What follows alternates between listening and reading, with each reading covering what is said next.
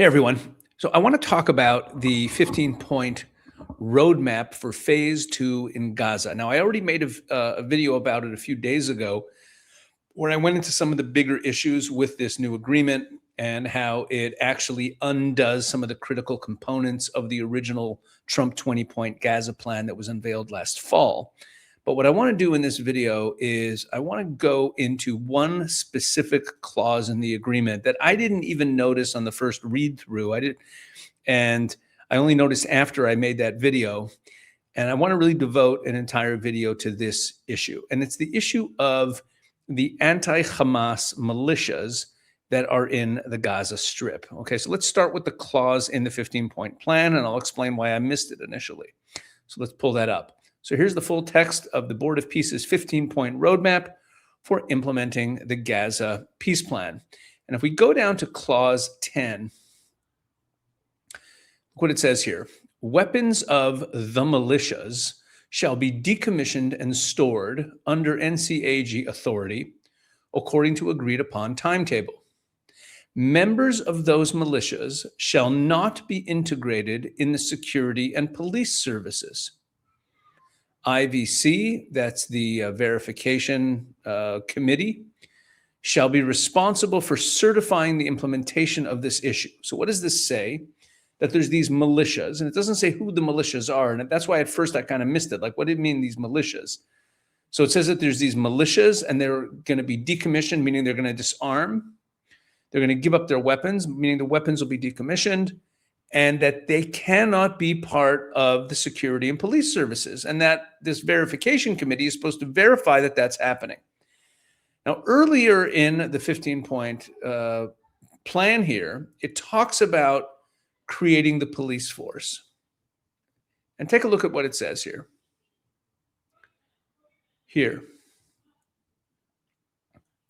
Newly trained police personnel shall be incorporated into existing police structures. What's the point of that sentence? What is that saying? It means that they're not going to create brand new police structures.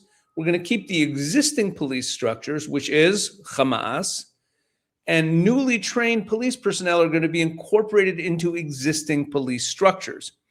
All police personnel shall undergo comprehensive vetting. Okay, what's the vetting for? And I'm playing along here. Ostensibly, the vetting is to make sure that the people who are including in the new police force in Gaza are on board with the plan. And what's the plan? Well, the original Trump 20-point plan was really all about getting rid of Hamas. It was about moving to a post-Hamas Gaza Strip, where Hamas is no longer in a governing and certainly not in a military role whatsoever. That was the language in the plan, that they shall have no role whatsoever, directly or indirectly. That was what it said in the Trump 20-point plan. And here we're being told that the new police force is going to be incorporated into existing police structures. Hard to imagine how that happens with Hamas being completely removed, because the existing police structures are Hamas. But separate from that, notice it talks about newly trained police personnel who are going to undergo comprehensive vetting. And those who don't meet the required standards of vetting will be offered alternative civilian roles consistent with their earlier experience, meaning if they were involved in government, then we'll find some other roles for them if they don't meet the vetting for the police or security services, because I guess they're too militant. I don't know exactly what the vetting standards will be.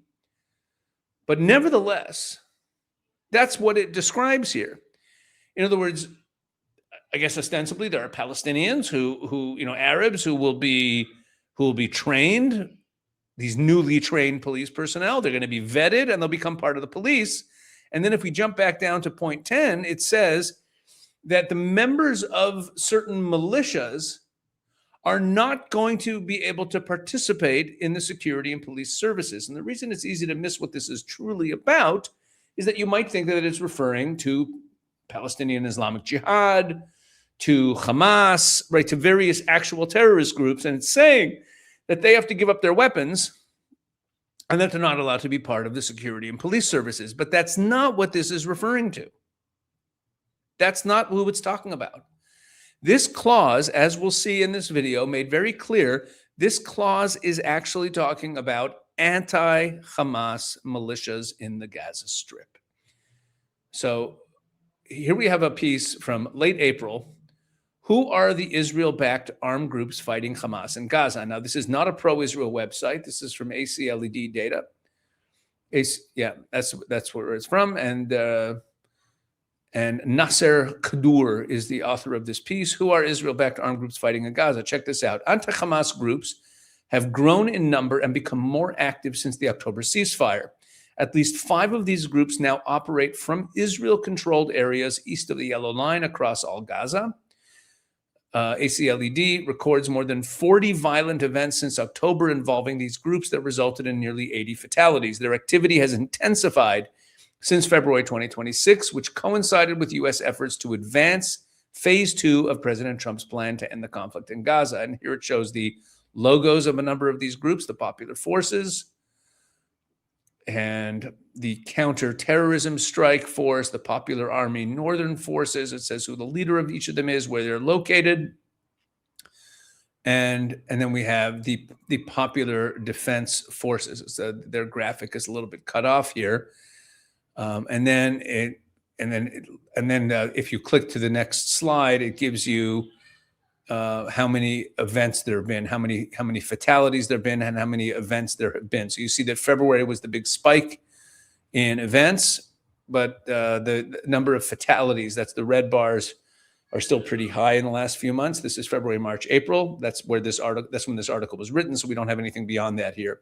Anti-Hamas groups have remained concentrated near the Yellow Line, but some operations have reached deeper into areas under Hamas control, including west of Gaza City.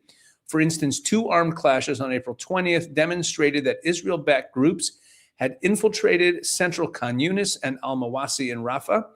Most incidents involving these 5 anti-Hamas groups were armed clashes with Hamas-affiliated security forces, including Sam and Radia.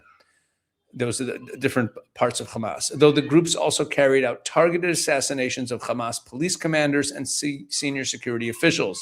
The Israel-backed groups have also detained Hamas militants and abducted and killed civilians accused of collaborating with Hamas. And here's a map of the Gaza Strip, and it points out areas here, Khan Yunis, and down here near Rafah. There are these areas here where the militias have been operating. These anti-Hamas, pro-Israel, or at least working with Israel, supported by Israel militias. Israel's empowering these groups and using them as a local force on the ground.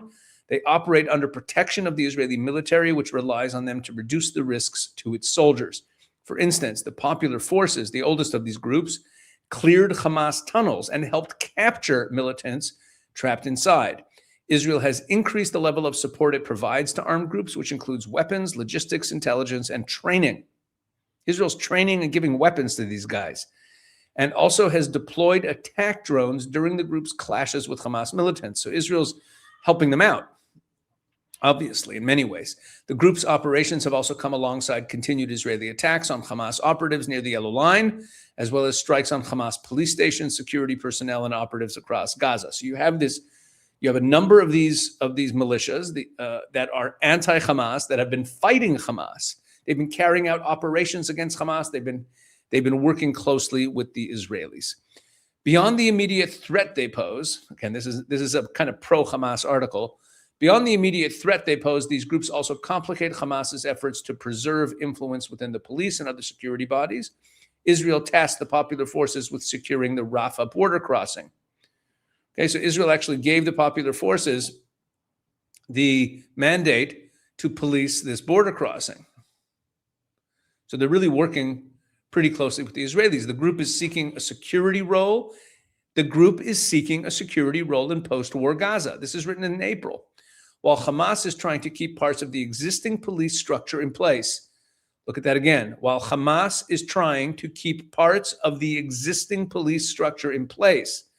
Now, remember what it said in this 15-point plan. Newly trained police personnel shall be incorporated into existing police structures. That's exactly what we're seeing here. Hamas is getting its wish. Okay. Sorry. So that's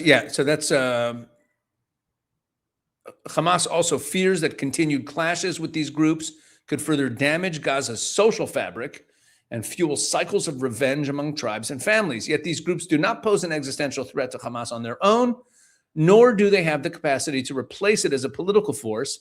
They've been mobilized mainly by anti-Hamas sentiment rather than by a coherent political goal. At the organizational level, Israel-backed groups remain fragmented. They differ in leadership styles and social bases. Some leaders and members are known for criminal activity and were involved in aid looting during the war. Okay, again, this is a pro-Hamas piece. They're trying to demonize these anti-Hamas militias. While others come from the former Palestinian Authority security forces, most still rely on local clan and tribal ties. Indeed, they do. These factors limit the appeal of the anti-Hamas narrative, especially as Hamas continues to portray these groups as collaborators. This charge can still isolate them socially, regardless of Hamas's popularity in Gaza. Israel's continued empowerment of anti-Hamas groups will deepen Palestinian divisions and keep the heightened risk of intra-Palestinian violence alive. This dynamic serves the Israeli government's interests of blocking the emergence of a new political order in Gaza. That is actually backwards. It's actually Israel's trying to usher in a new political order in Gaza, and what the guys who are on the Hamas side are doing is trying to preserve the old political order. Anyway, and further isolating the Palestinian Authority. That is true. They are trying to do that. Israel wants to isolate the Palestinian Authority in the West Bank. While the Trump administration still wants to avoid wider escalation in Gaza, a more stable post-war reality will be hard to achieve. Full disarmament on Israel's terms remains unlikely, and Hamas looks to survive and preserve its status as a leading Palestinian resistance actor. And then this is from just yesterday. Look at this. Yesterday, Hamas terrorists pushed Palestinians to kill Israeli-backed militia members, Gazans tell the Post. Hamas urges Palestinians to target leading figures in the Israeli-backed armed groups in the Gaza Strip. The terror organization's Special Security Unit, Rada Force, which is responsible for addressing internal threats, specifically suspected collaborators with Israel, stated that the solution to dismantling what it described as collaborator gangs is to eliminate their top members. We say to all members of the collaborator gangs that assassinating senior collaborators in these groups will be your salvation before us and before your people, the Rada Force said in a statement. As part of Hamas's attempt to crack down on armed militias in the Strip, the force stated on Thursday, that's yesterday, that with the assistance of residents, it apprehended a Palestinian closely linked to senior militia collaborators and added that his weapons and money were confiscated. This is going on now. This is going on while Hamas is ostensibly going to be disarming. They're hunting down the leaders of the militias that are working with Israel. It expressed appreciation for what it called the public's sense of national and ethical responsibility, urging Gaza residents to immediately report any suspicious behavior or the whereabouts of wanted collaborators. The call to assassinate figures in the armed militias follows the announcement of a roadmap for advancing to the second phase of the Gaza ceasefire. Although the deal includes the terror organization's demand to dissolve the anti-Hamas armed militias, you see right there, that's what that clause is about, and stipulates that their members will not be integrated into the security and political services under the new arrangements for Gaza. Sources in Gaza said that Hamas remains concerned about their continued presence. Quote, despite the militias not having public popularity, Hamas still sees them as a threat to its rule. Hamas is trying to prevent them from becoming stronger. Another Palestinian from Gaza said that it shows that Hamas is worried and is seeking ways to isolate militia leaders and strip them of public support. Hamas wants to make them look bad in the eyes of the people, he said. They use manipulation, now telling members of these armed groups, come to us, we'll embrace you and take care of you, he added. The Rada Force claimed in the statement that it offers a pardon to pro-Israel militiamen who repent, making it possible for them to leave these groups and return to Gaza society. We consider the current circumstances a golden opportunity to end the phenomenon of the collaborator gangs, which have represented a black mark in the history of our people's struggle, the statement read.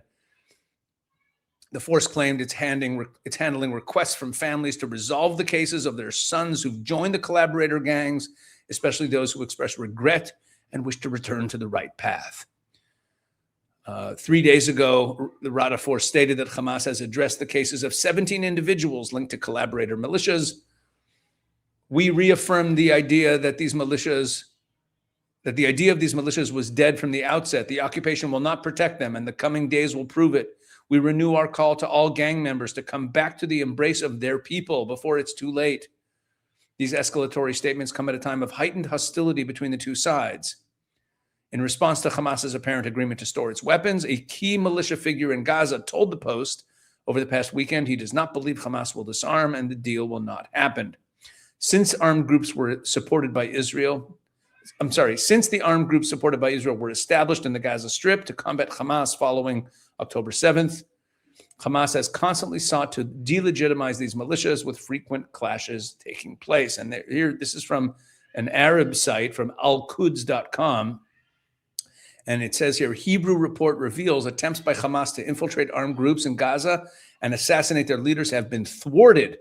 So it was unsuccessful. Hebrew media sources revealed a campaign of arrests targeting dozens of individuals suspected of belonging to the Hamas movement following their attempts to infiltrate armed groups active within the Gaza Strip. Reports clarified that these elements tried to join military formations that the movement accuses of cooperating with the occupation authorities in a complex intelligence and operational endeavor to reach decision-making centers within those groups. They're trying to infiltrate. This is from 2 days ago, by the way. According to available information, the main objective of the infiltration operations was to carry out physical liquidations, meaning assassinations, and precise assassinations targeting the leaders of those militias that have recently begun to emerge on the ground. Sources indicated that the occupation security agencies were closely monitoring these movements, and several attempts were thwarted before the perpetrators reached their final targets, preventing wider internal clashes. The sources stated that the so-called Abu Shabab militia was at the top of the list of targets that the Hamas movement repeatedly sought to infiltrate during the past period. In one recorded incident, one of the elements almost succeeded in carrying out an imminent assassination attempt against a leading figure in that group, but the intervention of security forces at the last moments led to his arrest and the foiling of the plan that was underway. Hamas tried on several occasions to send elements to these groups with the aim of carrying out the assassination operations against their leaders, but their attempts were exposed and thwarted. Now, before we go on, I want to just pause here for a moment and talk to you about an upcoming event next Sunday. That's not this coming Sunday, but next Sunday, August 16th at 2 p.m. Eastern Time, 9 p.m. in Israel. We are having a webinar, an incredible lineup. The subject is Mamdani's New York City, a warning to America. And our panelists include former mayor of New York, Rudy Giuliani, PragerU commentator and writer, Shabbos Kestenbaum, the author and founder of Jihad Watch, Robert Spencer, and Rabbi Daniel Schoenbach of RabbiForAmerica.com, who's a leading activist in the anti-Mamdani activism going on in New York. It's going to be an amazing webinar, fantastic A-list lineup we have for you here. You don't want to miss this. Now, if you can't make that time, as long as you register for the webinar, you will be able to watch it on your own time, because if you register for the webinar, you will receive an email with a link to watch the full webinar right after it airs live. So make sure that you sign up for the webinar. The link is in the description of this video, or you could go to israel365.com/Mamdani, or you could click the QR code that's on your screen. Make sure you're registered next Sunday, August 16th, 2 p.m. Eastern Time, 9 p.m. in Israel, or whenever you want to watch it on your own time, provided that you are registered. So you don't want to miss that. Make sure that you're registered for that. So you see from all these reports that we're saying that that these militias, these reports I just read to you are from the last couple of days. Hamas is ramping up efforts to try to assassinate the leaders of these militias. Hamas insisted on having a clause in the 15-point roadmap that disqualifies the members of these militias from serving in the police force or the security forces in the Gaza Strip. And that itself should raise massive, massive red flags. I mean, I think that this should be talked about more. That's why I'm making a whole video about it. Because think about this. Let's take a step back from this whole process before we read on. We have this, Trump comes out in last fall with this 20-point Gaza peace plan that is supposed to move us. The whole point of that plan was that it is going to move us to a post-Hamas Gaza. Hamas is not going to have any role whatsoever. All of their weapons will be permanently placed out of reach so that they can never be used again. We're going to destroy all their infrastructure. Those who wish to make peace with Israel will be granted amnesty or be provided safe passage out of the Gaza Strip. I mean, the whole point was to move to a post-Hamas Gaza. And that's why also it had a clause in there that the Palestinian Authority also can't have a role unless they reform themselves radically. And this is going to be, we're finally going to get past this, past Hamas, past an authority there that is seeking to destroy Israel. Now, meanwhile, the plan itself, the Trump 20-point plan, does call for a future new Palestinian authority, Palestinian police force down there. And there has to be a vetting process to make sure that the Palestinian police officers do not have allegiance to the old Hamas ways. You would think that the most obvious people to join that police force would be members of anti-Hamas militias in the Gaza Strip. And yet, part of the deal, part of this roadmap of the Board of Peace, I mean, can we even call it the Board of Peace? What is their goal, really? If they including a clause like that, I mean, did Hamas write this document that the Board of Peace put forward as a roadmap? I mean, think of what the roadmap is supposed to be a roadmap to.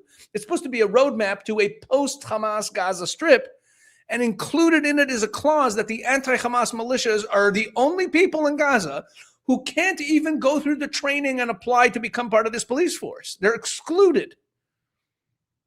They're excluded because they're anti-Hamas. That itself should tell you everything you need to know about this current roadmap agreement. It is not meant to disarm Hamas or defeat them. It's meant to preserve them. Which leads us to this next couple of short items. We believe Hamas will not disarm, Israeli-backed militia figure in Gaza tells the Jerusalem Post. This is from a few days ago, August 2nd. The disarmament plan announced by the Board of Peace, approved by Hamas, will not be implemented, a Palestinian source in Gaza affiliated with Israeli-backed militias told the Jerusalem Post. For Hamas, handing over its weapons would be a suicidal step. If there are no weapons, there's no Hamas, he told them. According to him, those in Gaza who have suffered under Hamas oppression are waiting for a chance to take revenge, which is one reason why Hamas believes it must keep its weapons. Families, clans, and even ordinary people who were targeted by Hamas are waiting to settle scores with the organization, no matter how long it takes. This is an interesting aspect of Hamas disarmament that we haven't even talked about. One of the reasons Hamas doesn't want to give up its weapons, it's not only because they're going to lose power and they won't be able to attack Israel. They're worried about defending themselves against Gazans who want their heads for everything they've done to them. Quote, people who were tortured, abused, and whose relatives were killed by Hamas will never forgive and never forget. Today, they cannot fight Hamas because the organization is armed. But even if it takes 5 or 10 years, people will seek to hold Hamas members accountable, he continued. Hamas is aware of this threat, and that's why they need their weapons to protect themselves and cannot afford to disarm. The militia-affiliated Gaza source dismissed Hamas's apparent acceptance of the deal as empty talk, arguing that the terror group is simply trying to buy time and ensure its own survival. The agreement is meaningless. It will not happen, he claimed. They have almost no heavy weapons left, meaning that because this agreement says that they'll give up their heavy weapons, whatever heavy weapons are, he said they don't even have, like heavy weapons. Their rule is based on machine guns and clubs and torture methods. They don't need heavy weapons. Hamas cares only about Hamas, he continued. They will not comply with the demand for full disarmament because they want to stay in power. For Hamas, not having weapons means risking its existence. They know that the moment they lose their grip, they will not be able to return to power. A key demand for Hamas, stipulated in Article 10 of the plan, calls for the dissolution of armed groups in Gaza, referring to the Israeli-backed militias. We came to fight Hamas. Our problem is with Hamas, not with anyone else. If it truly gives up its weapons, stops ruling Gaza, and there is real change, then maybe we can be part of the arrangements of the New Deal. But as long as Hamas remains, even with only rifles, we will continue to fight it. What matters is what happens on the ground. And then he goes on further. He says, the Gaza resident that they're interviewing argued that dissolving the Israeli-backed militias as required by the agreement sends a troubling message to anyone considering future cooperation with Israeli security agencies. If these groups are disbanded now, it'll be difficult for the Israelis to find people willing to work with them. Those who worked with Israel or supported it would now be exposed to reprisals by Hamas because they're seen as traitors. Also, in the eyes of the people, they're unwelcome. From the very beginning, these armed groups have had no respect among the Palestinian public. People in Gaza do not see them as legitimate, and they lack popular support. So in the end, both sides will turn their backs on them. And that could also damage Israel's ability to recruit people. They will think twice before taking that risk for fear of being abandoned. The militia source rejected that claim, saying Israel will never abandon us. It'll continue to support us. We believe Israel will protect us. Our safety is guaranteed. Okay. Look, bottom line, I'm not going to read these other sources. I think we have enough material here to get the picture of what's going on. The bottom line is this. You have these militias. They're fighting against Hamas. Hamas is trying to use this current situation of this new deal, of this new framework agreement, to get rid of them. They're calling for their people to assassinate them. They're trying to make sure that they can play no role in the future of Gaza, even though the most obvious people that we'd want to work with. Here's what I think. I think that because these militias operate on the Israeli side of the yellow line, this is where we need to start moving civilian population that wants the housing and whatever food will be available, make life better on the Israeli side of the line, and empower these militias to be the security force for these areas and allow population who does not want to live under Hamas to come out and live in these areas. I don't know how doable it is. There must be people who would be willing to do that. Start removing civilian population from Hamas's control. But that's a separate issue. The big issue right now is that Hamas is far, far, far from ever disarming. This is all a big bait and switch. Hamas is not going to be disarming. They're not going to be laying down their weapons. Any news, any headlines about some progress being made in phase 2 and how this is progress, not at all. Again, put it in one sentence. The original Trump 20-point plan was designed to create a post-Hamas Gaza. And this framework agreement, which markets itself as the implementation of that plan, is not that plan. It's the undoing of that plan, and it's designed to preserve Hamas and keep them in power long term. All right, that's it for this one. Make sure you sign up for the webinar. Links in the description of the video. Please drop a comment. Let me know what you think. And please keep watching. I'm in this room here today because, all the kids are visiting. It's great. My grandson's here. And we have all the kids together for Shabbat. It's going to be wonderful. But I got kicked out of my usual studio because it's being used as a bedroom. That's the way it goes. Be well.